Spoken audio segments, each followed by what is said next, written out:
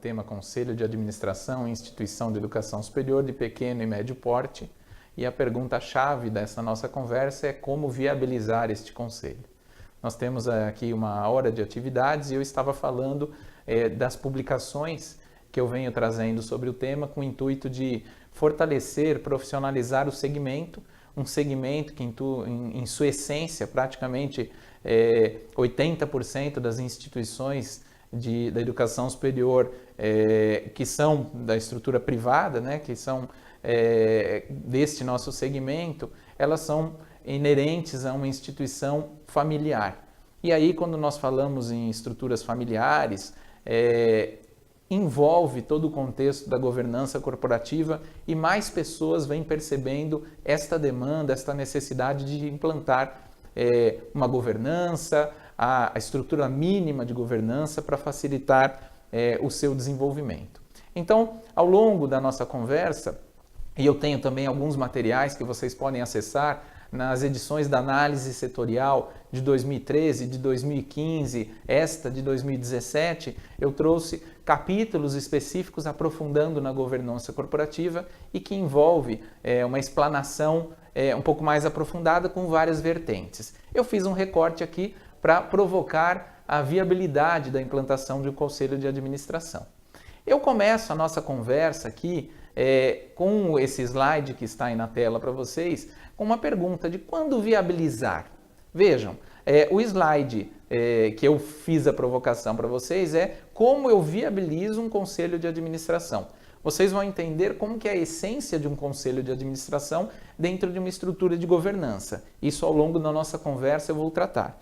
Mas quando para que a gente inicie a conversa, ao invés de como implantar, como viabilizar essa estrutura, eu gostaria de começar com algumas reflexões sobre quando eu deveria viabilizar um conselho de administração ou um conselho consultivo, que em sua proximidade, vamos assim dizer, muitas pessoas até têm dúvida, ok, Caio, mas em que momento deveria ser um conselho consultivo e não um conselho de administração? O que é muito comum no início de uma estrutura de governança é começar pelo conselho consultivo, onde os conselheiros que ali estão, eles são pessoas que trazem as informações, que contribuem muito com o negócio, mas não são os tomadores de decisão. Uma vez que eu começo a tomar as decisões, aí sim eu vou saindo de um conselho consultivo e vou migrando para uma estrutura de um conselho de administração e que incorre em alguns detalhes que nós vamos falar ao longo da nossa conversa. Bom, mas a pergunta inicial é quando viabilizar? Eu trago alguns pontos aqui. O primeiro, quando o mantenedor tiver 75 anos ou mais, é um momento que, de repente, pode ser a hora desse mantenedor começar a engajar os seus familiares, começar a abrir mão do seu dia a dia como gestor daquele negócio e começar a tratar um pouco mais esse negócio numa visão estruturada de conselho. Ele não fica operando mais no dia a dia, mas toma todas as decisões para aquele negócio se perenizar, mantendo tudo aquilo que tinha sido construído, quem veio sendo construindo ao longo do tempo, por ele mesmo, pelo mantenedor ou pela mantenedora, e chega um momento onde ele precisa pensar numa transição. E é sempre muito melhor quando a pessoa, quando o mantenedor está lúcido para esse processo e que trata com uma estrutura organizada desta fase de transição. Então, o que nós sempre indicamos, e obviamente nós temos casos de pessoas que têm mais idade do que isso que estamos falando aqui e que estão super lúcidas. Não se trata de lucidez ou não lucidez, mas sim o que se trata é a força produtiva a partir dessa faixa etária, ela com certeza será reduzida. Então é estratégico que até antes disso, pensando até nos 70 anos, o mantenedor comece a fazer uma fase de transição. Isso facilita muito a perenidade do negócio. E nem sempre existe ali preparado um sócio, um herdeiro, alguém ali dessa estrutura organizacional que esteja pronto para assumir a função desse mantenedor. E aí sim, a montagem de um conselho, ela fica muito estratégica e vocês vão perceber ao longo da nossa conversa. E aí tem muito a ver com o segundo item que eu trato ali como as fases de troca de comando. Muitas vezes, um mantenedor está ali já tocando por um tempo, nem está distante ali dos 75 anos, como é o primeiro item, mas já começa a pensar em fazer uma transição. É muito sutil esse momento de transição, porque são dois pontos. O primeiro ponto é que, em alguns casos, a mantenedora, ele até tem a intenção de fazer uma transição, mas não é fácil. A gente costuma brincar numa palavra que, não me interprete mal, mas na concepção de largar o osso, de abrir mão do dia a dia, mas é o que muitas vezes ocorre. O mantenedor sabe fazer muito bem aquilo. Ele veio conseguindo estruturar o seu negócio muito bem até então, com toda a experiência que tinha, e chega um momento que essa fase de transição ela é estratégica para a perenidade. Muitos pensam, não, eu vou ficar aqui para a minha vida inteira. Mas muitas vezes, se não pensa nesta transição, essa vida inteira ela se finda em algum momento, não somos eternos, ela se finda e o negócio muitas vezes vai junto, porque não teve uma preocupação, uma profilaxia nesta transição para o seu negócio. Então, é muito interessante em momentos de troca de comando, seja lá pelos 60 anos de idade ou porque o mantenedor quer fazer alguma outra coisa, que é o momento da implantação de um conselho de administração, de uma estrutura básica de governança corporativa. Também pode ser estratégico o momento de quando viabilizar, se a família, se aqueles sócios estão em crise, em conflitos, sejam sócios, sejam familiares, esses conflitos, eles muitas vezes podem levar o negócio para caminhos que não são os mais inteligentes. E se eu tenho uma estrutura mínima de pessoas ali, de terceiros, que não estão envolvidos emocionalmente com o negócio, eu posso ter uma estratégia muito boa de implantação de conselho e que vai minimizar todas essas crises, todos esses conflitos organizacionais. Eu vou falar um pouco mais à frente também disso, mas é um ponto-chave da implantação da governança corporativa e de um conselho. Momentos de crise e de conflitos, eles emergem a necessidade muito premente da implantação de um conselho de administração. Se as regras não estiverem claras e bem estabelecidas, é o momento da implantação de um conselho. A partir da segunda geração, a gente brinca aí do 2G, do 3G, do NG, que acima da segunda geração, pensar num conselho de administração é muito importante, porque quando começa a família a crescer, conselhos, estruturas de consórcios de irmãos, consórcios de primos, muitas pessoas ali tomando as decisões, nem todos bem preparados para atuar naquela função, mas muitas vezes estão porque é uma sequência familiar, porque todos os parentes acharam que aquela pessoa tinha que fazer aquela função e às vezes ela nem está bem preparada e nem gostaria de fato de estar ali. Então, levar em conta que a partir da segunda geração, pode ser que um sócio, que um familiar, que um herdeiro, ele deveria, ao invés de estar no dia a dia da operação, estar no conselho, tomando sim decisões, porque tem uma expertise, mas não uma expertise para gestão, é o momento, pode ser a fase estratégica de quando viabilizar um conselho de administração ou consultivo, como eu disse antes. Não existir sócios herdeiros habilitados, também tem isso, muito alinhado com o item anterior, em fases onde eu não tenho um herdeiro, um sócio que está pronto para assumir a função de mantenedor, a função de CEO, de reitor, de diretor-geral dessa instituição, e aí muitas vezes eu simplesmente faço isso porque é da família, porque é uma pessoa que está ali há muito tempo. Esse é um dos grandes erros. Se a pessoa não está habilitada para tal, se não tem as competências, ou ela desenvolve para assumir aquela função, ou eu posso colocar a minha instituição em risco simplesmente porque eu quis completar ali uma vaga estratégica, por sinal, com uma pessoa que não estava totalmente habilitada por estar ali. E também um fato que é crescente, estamos vivenciando um momento importante no setor educacional, de muitas instabilidades reflexo do contexto econômico e político que o Brasil vive, mas existem várias dúvidas no segmento, no setor educacional. Como é que ficam com as inovações que estão chegando? Como é que ficaremos com as modalidades presenciais e à distância, com todas essas mudanças na regulação da educação à distância? Será que é o momento de uma expansão realmente com todos esses polos que estão disponíveis para todos? Será que nós não vamos ter um movimento muito parecido com o ramo hoteleiro, que explodiu em abertura de hotéis e aí a taxa de ocupação tem estado em percentuais muito pequenos? Será que é estratégico realmente eu sair na frente, abrir um número muito grande ou fazer uma consolidação na minha região? Isso tudo é um momento que, às vezes, eu não tenho profissionais ali prontos para essa atuação e se eu monto um conselho de administração, eu posso contar com profissionais do mercado capacitados para ajudar na tomada de decisão e a perenizar o meu negócio. Então, são todos esses pontos que começam um ensaio e uma reflexão de quando é possível viabilizar um conselho de administração, um conselho consultivo, que é a estrutura básica da governança corporativa.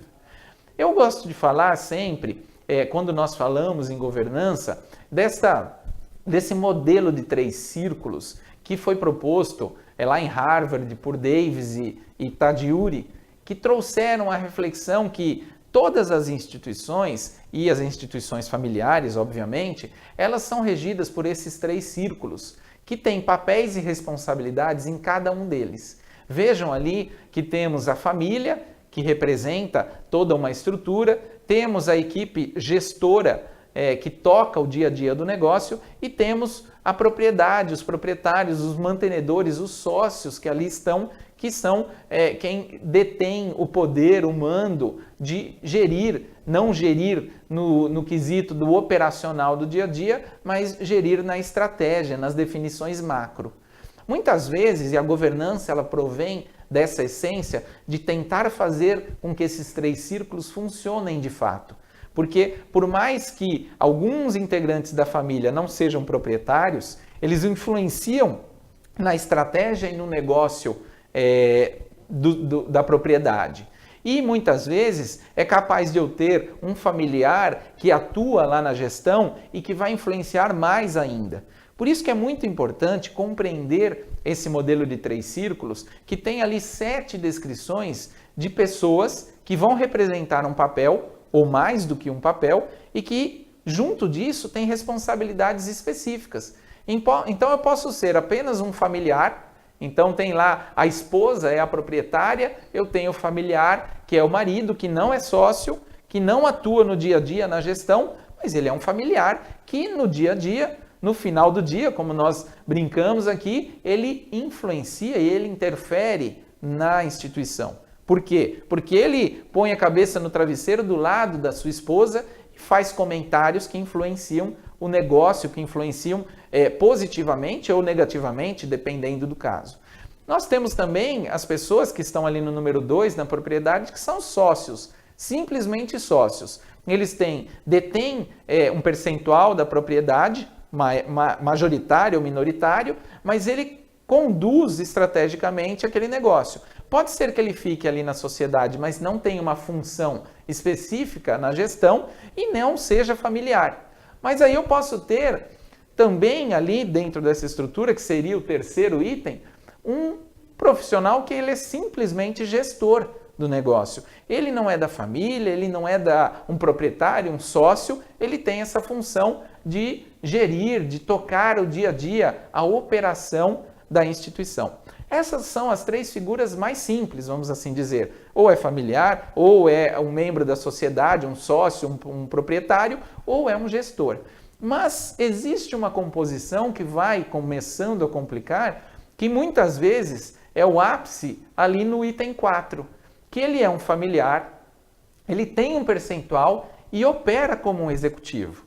Vejam, ele cumpre 3 papéis ali, então são 3 responsabilidades diferentes. Estão bem definidas as raias dessas responsabilidades? Será que esta pessoa que está cumprindo esses 3 papéis tem perfil para isso? está pronto para o novo momento da educação, está capacitado para estar ali, ou ele veio conduzindo um papel muito bem até então e foi exitoso, não podemos tirar o valor de hipótese alguma, mas neste novo momento, esta pessoa começa a ficar, como poderíamos dizer aqui, over, é um pouco em excesso com esta quantidade de papéis, de responsabilidades. Então, vale pensar se essa pessoa deveria estar nessas 3 funções. Podemos ter ali o que é representado no item 5, um familiar executivo, ou no item 6, um familiar sócio, ou até um sócio executivo, que é alguém da propriedade que atua ali na gestão. Então, vejam, primeiramente é importante, isso a gente faz normalmente quando trabalhamos na governança dentro das instituições de ensino, fazendo um mapeamento. Quais papéis cumprem cada um dos proprietários, dos familiares e o que ocupa na gestão.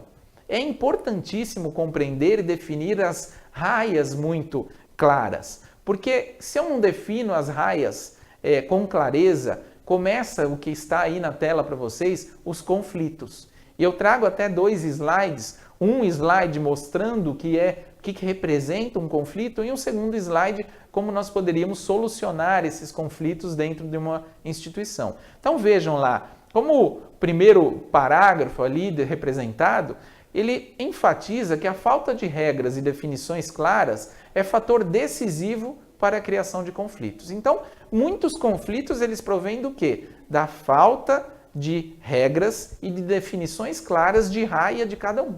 Esse é um primeiro ponto que nós acompanhamos com frequência.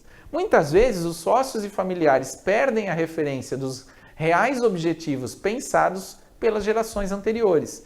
Às vezes, a geração, aquele mantenedor que foi o precursor daquilo tudo, o fundador daquela instituição, ele tinha uma essência por ali. Mas o tempo foi passando, essa pessoa às vezes não está mais lá, às vezes ainda está, mas quem está tocando o dia a dia perdeu a essência.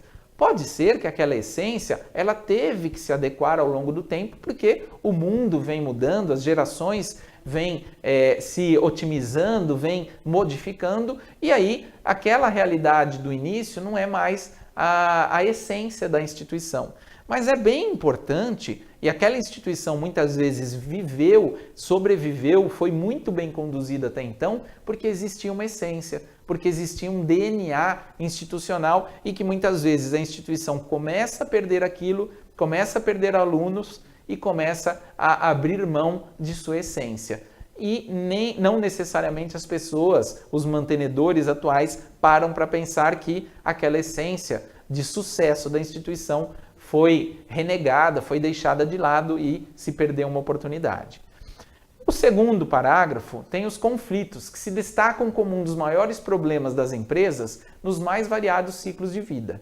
Quanto mais vai existindo essa instituição, ela vai crescendo ali no seu ciclo de vida, mais sócios vão chegando, mais gerações vão atuando ao mesmo tempo.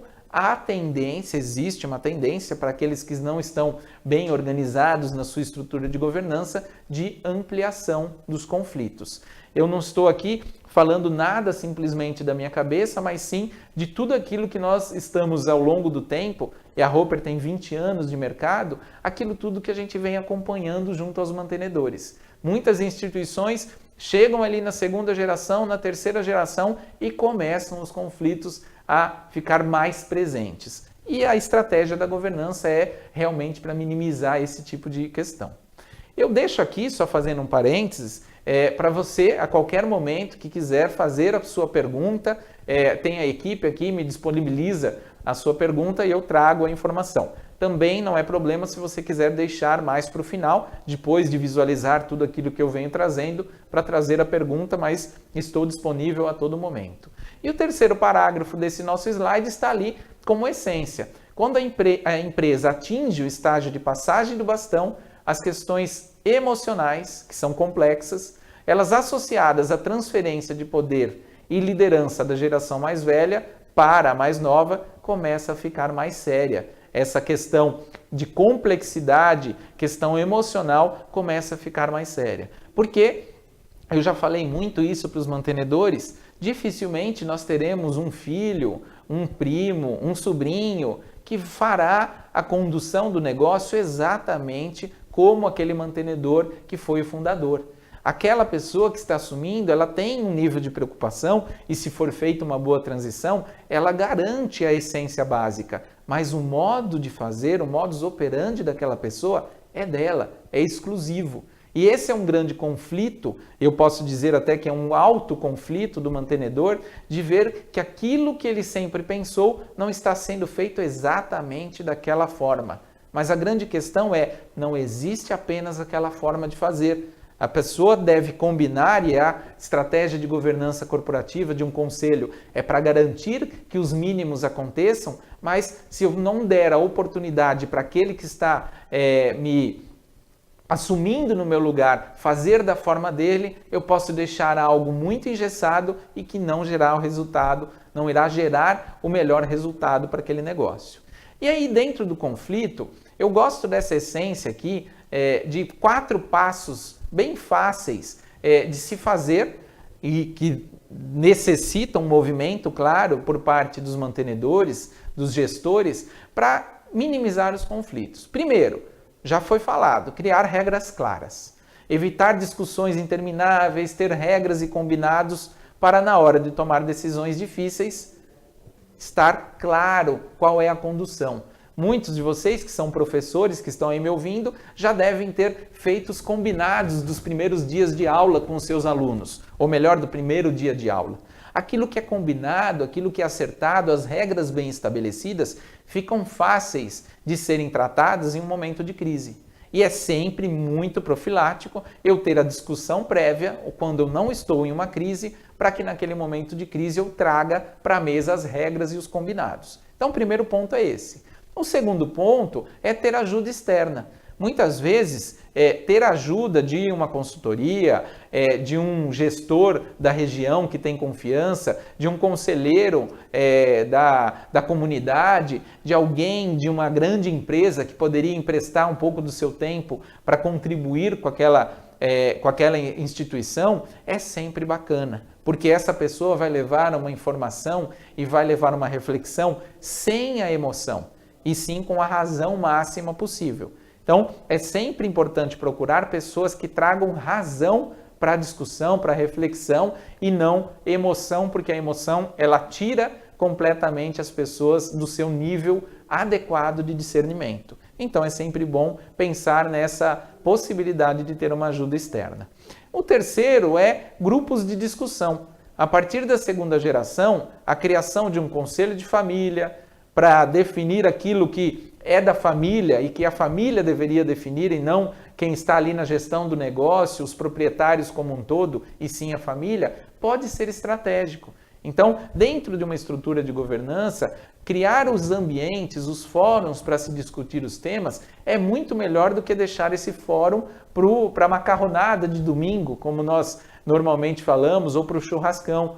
Porque nesse momento da macarronada, do churrasco, as pessoas muitas vezes não estão com o foco em pensar o negócio, na maioria dos casos, e muitas vezes até elas estão ali tomando uma bebida, uma boa cerveja, tomando algo que tira a maior reflexão dela, um bom nível de discernimento. Então ali não é o fórum adequado para aquela discussão de se compra, se vende, se adquire um novo negócio, se faz uma fusão ou se vai virar uma confusão. A definição de um bom fórum é para esse tipo de profilaxia. E por fim, a quarta e última indicação aqui para minimizar conflitos é a aproximação dos jovens da segunda, da terceira geração. Quanto mais esse jovem for conectado e compreender para onde está indo o negócio, de que tamanho é esse negócio, como as regras são estabelecidas, quais são os concorrentes, o que os concorrentes estão fazendo de bom, que nós não estamos fazendo, isso tudo é muito interessante. Nós, inclusive, lançamos no mês passado um programa de formação, de desenvolvimento de herdeiros. Então, é como se você conseguisse trabalhar ali com o jovem desde ali dos 15 anos para que ele já se aproprie do negócio. Pegamos emprestado ali da Votorantim esse modelo, que ela vem trabalhando com os seus herdeiros, com os sucessores naturais, com um modelo muito bem estruturado, que você, no fundo, acaba impactando muito positivamente na redução dos conflitos. Então, são 4 pontos que fica aqui como uma provocação para vocês que, porventura, estejam numa realidade de conflito, para vocês usarem aí essa lógica de 4 passos que pode ajudar muito cada um de vocês. Porque, em sua essência, vejam aí esse slide, é uma contribuição do ano passado, de junho de 2016, uma pesquisa que a McKinsey, com a Bain Company, trouxe na revista Exame, e que traz, essa não é específico de instituições educacionais, mas pelo que nós estamos acompanhando, a realidade é muito próxima. Vejam que quem está na geração à frente da empresa, ainda 30% é a primeira geração. Mas veja que 42% já é a segunda geração e 24% é a terceira geração. Então é um percentual que não é pequeno, estamos falando de 66%, que já está na mão da segunda e da terceira geração. E daí para frente, a possibilidade de conflitos, caso não tenham regras bem claras, caso não tenham uma estrutura bem desenhada, os conflitos vão se intensificando. E aí ter bons fóruns, boas estruturas bem pensadas, eu reduzo toda essa problemática e amplio a possibilidade de perenidade institucional. Isso não sou eu, novamente, que estou falando aqui, é uma pesquisa que foi feita mundial e que traz aqui uma reflexão para nosso momento. O segundo gráfico traz ali: a família estabeleceu regras para o ingresso de familiares em cargos executivos. Um percentual de 54% fala assim. Essa aqui eu discordo com aquilo que eu tenho visto no segmento educacional. A maioria, poderia fazer uma inversão se não fosse um percentual maior, ainda é não. Né? A maioria das famílias do setor educacional que eu já acompanhei, não foram poucas instituições, elas estão ali com pouca regra estabelecida para que esses sucessores naturais, para que esses herdeiros familiares assumissem um cargo de executivo.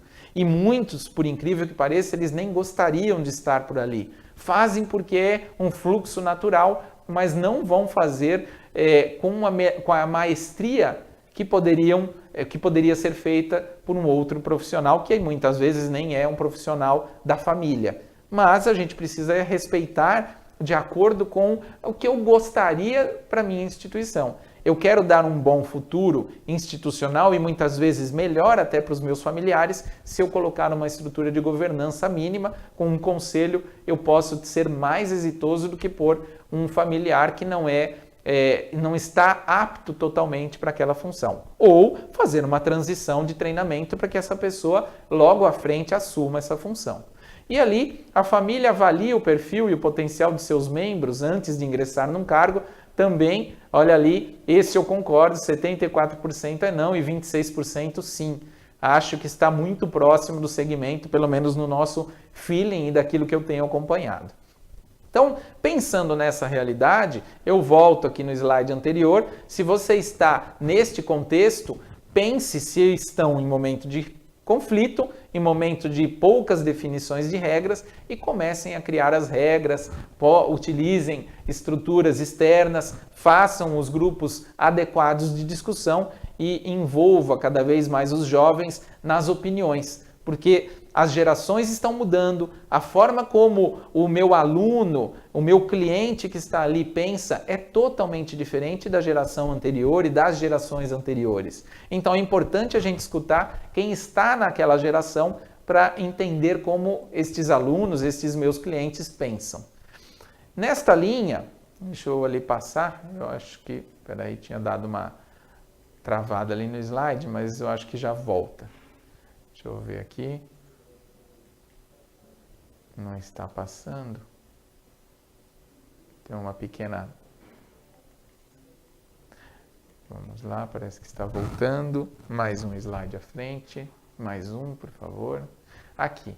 Neste slide, vocês podem perceber que nós temos alguns desafios ainda para este segundo semestre e que, se bem feito, vão ter um impacto muito positivo para 2018 e, por que não, para 2018 completo, quando nós falamos em uma realidade que é presente. Nós temos aqui, eu trago o porte das instituições privadas no Brasil, estamos falando aí de 2.065 instituições, para dar um dado específico, sendo que 1.241, ou seja, 60% dessas instituições, elas têm até 1.000 alunos. Então vejam que de 0 a 500, eu tenho aproximadamente, ali com o dado de 2015, 900 instituições. E de 500 a 1.000 alunos, eu tenho 337 instituições. Então, é um percentual muito importante, 60% das instituições, com uma realidade de até 1.000 alunos. E o que a gente vem percebendo ao longo do tempo é que, primeiro, manter uma instituição presencial com menos de 1.200 alunos é muito difícil. Nós tem até alguns consultores aqui que batem numa tecla que com menos de 1.500 alunos no momento atual já está também ficando difícil. Eu ainda vou ser conservador aqui para nossa reflexão, falando que nós temos um contexto de 1.200 alunos para que ela se torne realmente uma instituição saindo ali do ponto de equilíbrio. Então, se o fato é esse, nós temos um contexto onde 900 instituições dessas 1.200, elas são com até 500 alunos. E quando nós vamos analisando, nós criamos um indicador de mortalidade das instituições, e esse indicador ele veio aí numa faixa de 40 e poucas instituições ao longo dos últimos 4 anos que vão desaparecendo do censo. Tivemos aí, há 2 anos atrás, uma média de 70 instituições que desapareceram, então é um impacto grande. E onde estão essas instituições que desaparecem? Exatamente nesse quantitativo de até 1.000 alunos. Até 2 anos atrás, chegou a desaparecer a instituição ali que existia até 3.000 alunos? Sim, mas já é um fato que no ano passado, em 2015 em específico, o último dado ali que nós podemos ter uma precisão com o MEC, foi de que as instituições que desapareceram, as 40 e poucas instituições, são específicas até 1.000 alunos. Então, se eu não tenho uma boa estrutura de gestão, e se eu não caminhar para crescer o meu número de alunos, ou eu vou ter que fazer uma venda, ou eu vou ter que fazer uma aquisição, ou eu não vou conseguir me manter no mercado, que cada vez mais vem se consolidando, e esse tema de consolidação seria um capítulo à parte, um webinar à parte para a gente discutir, mas que ele impacta diretamente numa instituição de pequeno porte. A não ser que ela consiga ter um bom nível de diferenciação e consiga fontes alternativas de receita além da graduação, ela terá dificuldade sim em se manter. Mas eu deixo aqui como desafio para que ela comece a cada vez mais pensar e bater de frente com os grandes grupos que estão diuturnamente buscando esses 5 itens que eu deixei listado. Alcançar melhores resultados acadêmicos e de gestão, então ter uma matriz curricular eficiente, com um bom aproveitamento entre os cursos, com um modelo onde eu aproveito de vez os 20% ao máximo de disciplinas à distância, que eu tenha uma boa estrutura de trabalhos de conclusão de curso, que isso tudo seja muito bem pensado, senão eu não alcanço os melhores resultados. E os grandes grupos buscam com veemência fazer e atingir esses resultados. Segundo, efetuar ajustes nas modelagens, na eficiência, na inovação. Cada vez mais vocês devem estar escutando, e a gente fala muito disso aqui na Roper, sobre as novas metodologias, aquilo tudo que vem de inovação para o segmento educacional. Tem algumas pesquisas que demonstram aí que existe um percentual grande que dá para tirar do ser humano e trazer para a realidade de máquinas, inclusive dentro da área da educação. Então, pensar e antecipar essa frente deve ser uma preocupação de quem está ali gerindo essa instituição. E é por isso que eu falo que muitas vezes, se eu não tenho as pessoas, família, sócios prontos para isso, não quer dizer que eu precise abrir mão daquela instituição, mas eu preciso ter uma estrutura mínima, um conselho que me traga, que supra essas necessidades que é da minha instituição. Outro ponto é aplicar sinergia às modalidades. Cada vez mais está facilitando algo que ficou travado por anos, que é o EAD, nós temos uma facilidade nesse momento, que é a abertura de novos polos. Mas fica aqui também a ressalva. Existe uma competição muito grande.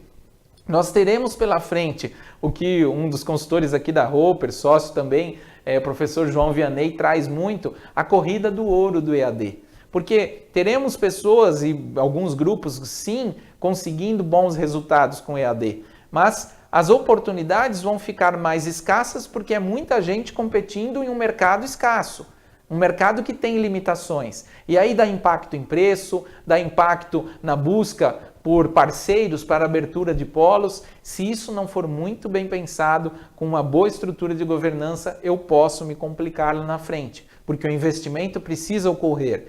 E às vezes eu vou fazer o investimento e não vou ter o alunado necessário. Fica aí, essa sim é uma questão muito importante para se debater e se pensar para o futuro da sua instituição. Mobilizar e envolver as equipes. Então é importante que você tenha as equipes prontas, mobilizadas para aquilo que tem pela frente, para os resultados que se espera desse seu negócio. E, além disso, simplificar as estruturas e a estratégia organizacional. Pensar a mantenedora, trazer e definir bem claramente para onde está caminhando, com uma estrutura enxuta que leve realmente para lá. Aquilo que não faz sentido, que não está levando para aquele lugar que é estratégico para os mantenedores, não deveria estar ali ocupando espaço de um negócio do dia a dia organizacional. Então, esses são os pontos que eu faço a reflexão para que você que está aí com uma instituição pensando como implantar, como crescer, como se desenvolver, como se perenizar, precisa levar em conta. E aí vem o tema do conselho, que aí eu chamo de CA ou CO, que é o Conselho de Administração, ou o Conselho Consultivo, que nós fizemos aí usamos essas duas siglas. Nós temos aqui o Conselho de Administração ou o Conselho Consultivo, é o órgão colegiado encarregado do processo de decisão de uma organização. Em relação ao quê? Ao seu direcionamento estratégico, e ele não deixa de ser o principal componente do sistema de governança. O papel principal de um conselho, seja um CA ou seja um CO, é ser o elo entre a propriedade e a gestão. A governança toda, ela vem da essência de que não tem como eu deixar e falar aquilo que eu desejo por completo e que garantir que o meu gestor fará exatamente aquilo que eu planejei. Então não existe um contrato perfeito, não existe um agente perfeito que vai cumprir 100%. A estrutura de governança, ela vem fazer com que compreenda e ajude a desenhar com clareza e eficiência o que a propriedade gostaria e acompanha junto à gestão, ao CEO, a quem está ali dirigindo a organização, para que esses resultados sejam atingidos. Então, o conselho, em sua essência, ele decide o rumo do negócio. Volta para aquela reflexão que eu fiz logo no começo. Um conselho de administração, os conselheiros, eles tomam a decisão, todos, com voto, com toda a definição. Um conselho consultivo, ele vai dar todo o direcionamento, mas o mantenedor, aquele que é o presidente do conselho, quem está ali, os sócios, o familiar, dependendo de como foi montado o conselho, é quem é o responsável pela tomada de decisão. Essa é a grande diferença. E isso precisa de um amadurecimento institucional também para que se migre de um conselho consultivo para um conselho de administração. O que é normal que eu tenho visto dentro das instituições de ensino? A montagem de um conselho consultivo, a operacionalização por pelo menos um ano desse conselho, para que aí depois se torne um conselho de administração, uma vez que essa essência básica da governança faça parte do dia a dia. Além disso, um conselho de administração ou consultivo, ele tem, dentre suas responsabilidades, discutir, aprovar e monitorar decisões que envolvam a estratégia, a política de gestão de pessoas, a estrutura de capital, um processo de fusões e aquisições, um código de conduta, a contratação, dispensa, avaliação e remuneração do CEO, do diretor-presidente. Isso tudo é papel do conselho. o conselho, junto com os mantenedores, com representantes da propriedade, ele vai definir as regras claras, as alíneas principais do projeto. E aí quem estará ali operando como um CEO, como um diretor geral, como um reitor, como um pró-reitor, ele é quem vai fazer com que aquilo que é o anseio seja colocado em prática. Mas para não depender de uma pessoa acompanhando, nós temos um conselho que fará com um nível de expertise um acompanhamento claro. E aí, por isso que o último item ali é o sistema de controles internos. Quais são as políticas de limites, alçadas, isso tudo é definido pelo conselho. Então, em essência, o conselho visa, como vocês viram aí no slide anterior, dar o direcionamento estratégico da organização. É ele que decide o rumo do negócio. Então, quando nós falamos aqui que aquele mantenedor de 70, 75 anos ou mais, que já agregou um valor imenso, trouxe a instituição até aqui, mas que muitas vezes está no momento, olha, preciso fazer alguma outra coisa, gostaria de ver o meu negócio perenizar, mas eu não ficarei aqui ad eterno, então é importante que eu faça uma transição, ele não vai deixar de tomar as decisões. O que vai mudar sim é que a caneta da decisão sai da mão dele no dia a dia e vai para dentro do conselho, onde ele toma junto as decisões com mais um grupo de pessoas que são escolhidos por ele, profissionais de um alinhamento estratégico. Então essa é a essência de um conselho consultivo ou um conselho de administração.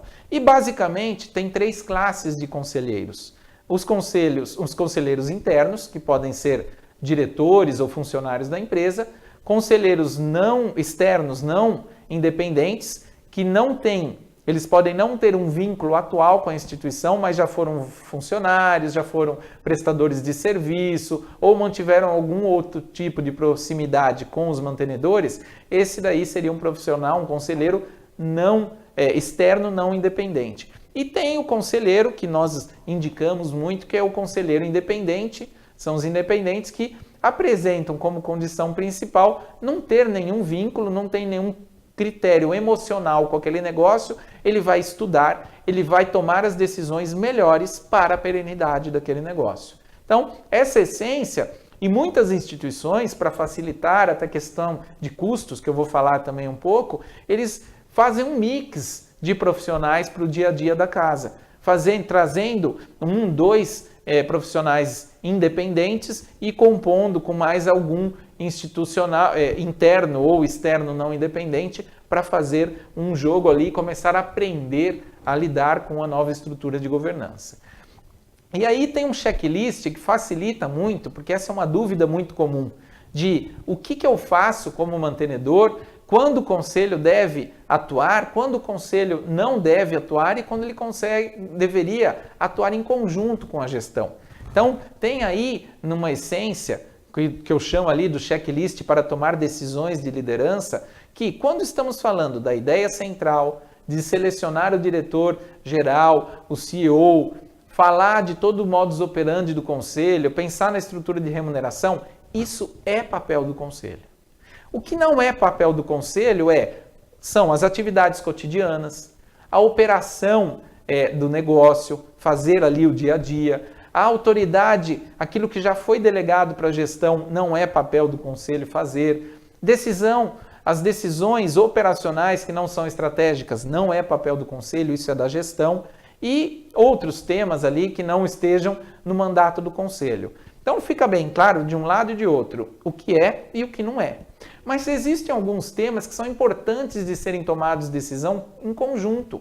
Então veja, no centro ali, na coluna do meio, nós temos estratégia e alocação de capital. É importante que o mantenedor pensa, que toda a estrutura do conselho pense, mas chancelar junto com a gestão é estratégico, tem inteligência nisso, porque a gestão está no dia a dia, ela pode agregar um conjunto de valores importante. Definir metas financeiras, valor para o acionista, equilíbrio entre os stakeholders, todos os representantes ali, todos os papéis de interação, é importante fazer em conjunto. Discutir risco, discutir alocação de recursos, É lógico que a deliberação é do conselho, mas escutar e fazer de modo conjunto, ter uma cultura de resolução em conjunto é fundamental para que um conselho seja exitoso e para que uma gestão saiba que ela consegue contribuir com isso. Eu sei que tem uma pergunta aí, vamos ver na tela aqui o que nós poderíamos esclarecer aí quem fez a pergunta. Para as fundações, o critério é o mesmo? E aí a segunda pergunta que está ali é: os membros do conselho, seja o CA ou o CO, devem compor o contrato social da instituição? Então vamos lá. As fundações, o critério é muito parecido. Inclusive, na semana passada eu dei uma palestra em associação. O que é importante você sempre pensar é entender o regimento, o estatuto daquela estrutura, porque em alguns contextos eu posso ter um conselho representativo, eu posso ter um conselho por alguma outra motivação que não seja a tomada de decisão. Se for num padrão convencional, seja uma associação, seja uma fundação, deveria lidar com uma realidade muito próxima a essa toda que eu estou falando. Existe no Instituto Brasileiro de Governança Corporativa até um conteúdo. Você, por favor, que fez essa pergunta da fundação, me coloque aí depois o e-mail para a gente, que nós podemos disponibilizar, ou pode mandar na caixa fechada aí para a equipe, que nós podemos disponibilizar até o link desse guia do IBGC que fala especificamente sobre fundação. Mas também, se quiser, depois eu deixarei meu e-mail ali no final para você entrar em contato e eu posso dar mais esclarecimentos. Mas em sua essência é igual. E a segunda pergunta, que fala se deveria estar no estatuto ali, no contrato social, normalmente não. Um conselheiro independente, ele não estará no contrato social, ele é um prestador de serviço, ele presta serviço como conselheiro, ele pode, enquanto ele é do conselho consultivo, ele pode até prestar um serviço como uma pessoa jurídica ali, como uma empresa, mas uma vez que ele entra como um conselheiro de administração, ele responde por todos os seus atos e deve ser o nome dele ali, um prestador de serviço é ele, como a função principal de compreender o conselho de administração. Por isso que existe uma seriedade maior, porque esse conselho, não que um conselho consultivo não seja sério, mas o impacto para esse conselheiro de administração, ele tem um peso maior no sentido que ele responde com os seus bens. E aí, obviamente, é um trabalho um pouco mais caro do que a implantação de um conselho consultivo, que também tem um peso importante, vai definir toda a estratégia, mas ele não responde com os bens, porque não é ele que toma a decisão, e sim é o mantenedor. Espero ter respondido aí as duas perguntas. Eram duas perguntas apenas aí a equipe? Depois só me confirmem se for sem problemas. Já está ali a Maria. Maria, já pegamos ali, Maria, depois eu lhe mando essa informação. Já respondi essa do compor o contrato social. Muito bom. Caminhando então ali para a gente, estamos aí já avançado no nosso horário, nós temos aqui no checklist, além do checklist do conselho, passando aqui um slide, eu trago os itens básicos da governança corporativa. O que não deve ser deixado de lado ao implantar o que é a função principal da governança, que é o conselho, a implantação do CA ou do CO.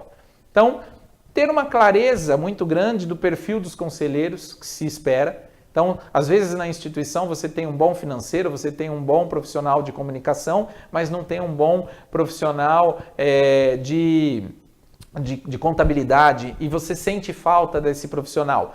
Aí você já está definindo um perfil. Ou você tem um bom acadêmico, tem uma estrutura boa financeira, mas não tem uma boa pessoa, um profissional ali que pode contribuir com a essência da comunicação e do marketing. Definiu de novo um segundo conselheiro. Ou você não tem alguém que conheça bem do mercado educacional, definiu de novo o perfil. Então veja, primeira essência é que tipo de conselheiro eu preciso. Segundo, dentro das regras básicas, eu preciso ter um bom calendário montado, garantindo uma essência, eu preciso ter uma boa agenda desenhada, a duração das reuniões, como é que vai funcionar, o que é tema fixo, o que é tema específico, ter ata, ter tudo documentado com a seriedade de um conselho. Seja ele um conselho de administração, um conselho consultivo, tudo envolve uma seriedade uma documentação fundamental. Ter normas de funcionamento desse conselho, definir com clareza a atuação do presidente do conselho, do líder do conselho, que são papéis diferentes, da secretária do conselho, que também é um papel um pouco diferente. Isso tudo é fundamental de se pensar. O que mais? O que envolve a descrição dessa função de conselheiro? O que se espera daquele conselheiro? Está claro, eu deixo com clareza o que eu vou depois avaliar nesse conselheiro que faz parte do meu negócio, que tipo de preparo eu defino como esperado com ele, que tipo de produção de material eu tenho expectativa, como que eu construo um regimento bem desenhado e operacionalizo esse regimento do conselho. Isso tudo são itens básicos que, compostos com mais esses 4 itens, que eu já disse ali, a avaliação do conselho, o 6º item, que é importantíssimo, que é a estrutura de comitês de assessoramento. Às vezes eu tenho um conselho ali bem desenhado, mas eu não tenho uma expertise completa na área acadêmica dentre os meus conselheiros. E eu posso usar o meu time interno para fazer um conjunto de levantamentos que o conselho precisa. Eu monto um comitê de assessoramento, às vezes com alguém externo ou somente com profissionais da casa, e crio algo que apoia, uma estrutura de apoio ao conselho. Eu elaboro um bom protocolo de ética, um protocolo de conduta institucional, isso é papel do conselho, e pensar como é que eu acompanho a estratégia, eu faço um bom acompanhamento da estratégia do desempenho da instituição. Isso é fundamental ter criado para que eu tenha um conselho com a base fundamental. Então, esses são os pontos. Uma questão chave, que não é todo mundo que fala, mas eu costumo trazer, é uma pergunta que no primeiro momento deveria ser respondida pelo mantenedor, que é: o que eu vou fazer com o tempo livre, caso eu queira me afastar do dia a dia operacional, ficando e tomando as decisões apenas no conselho?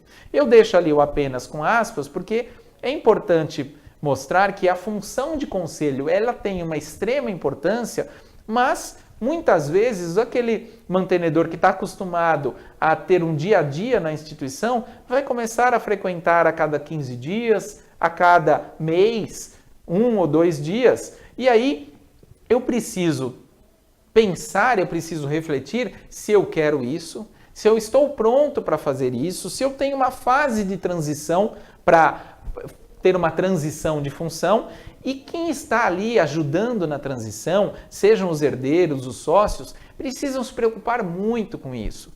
Porque o posterior ao dia do afastamento não é quem ficou ali para a operação que vai sentir com um impacto tão grande, se for bem conduzida a transição, mas é quem ficou em casa, é quem tinha uma função muito importante e que, se não bem desenhado uma transição, vai se sentir solto, vai se sentir sem uma função importante que por anos foi feita por ele ou por ela e que de repente, entre aspas, perde-se o valor. Então é muito estratégico que se desenhe esta transição.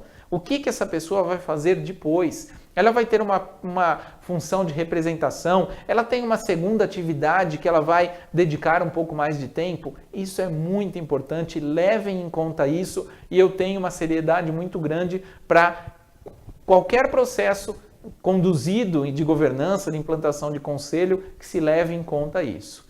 E aí eu deixo aqui, para finalizar, 5 perguntas básicas e fundamentais que todo membro do conselho deveria fazer. Seja se você está pensando em ser um conselheiro, participar de um conselho, se você já é um conselheiro e gostaria de fortalecer a sua estrutura, pense nesses 5 pontos. Primeiro, se o conselho está adequado para os desafios que temos pela frente. Então, se você está pensando em montar um conselho, as pessoas que estão ali são as pessoas-chave para aquilo que tem pela frente para o seu negócio. Segundo, que nota qualitativa você pode dar à capacidade estratégica do conselho? O quanto esses integrantes, em sua composição, têm uma compreensão do negócio educacional de modo estratégico? Tem as peças-chave ali. Ou falta alguém de mercado, ou falta alguém mais apto quanto à questão acadêmico-pedagógica. O que falta para você não deixar nada de lado? Ou o que você tem de preparo para fazer aquela função e enriquecer um conselho?